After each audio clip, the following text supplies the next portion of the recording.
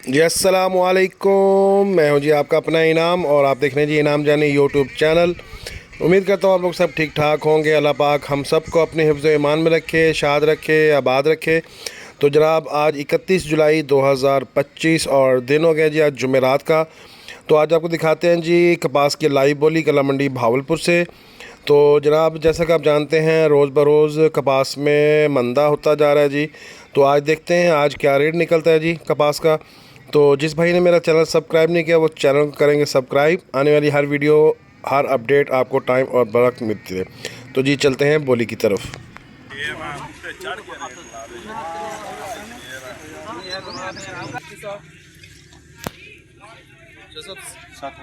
सात हजार रुपये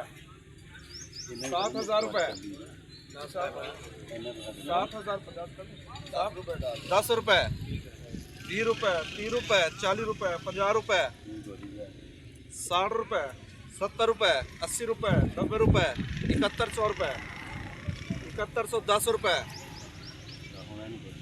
तेरी बारी 20 रुपये 7120 रुपये साजिद भाई 7120 रुपये 7400 रुपये हो गया।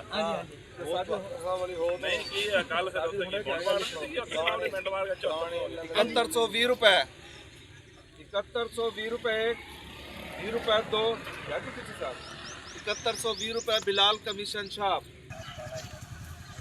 20 रुपये 40 करो आप रेट तो बनाओ।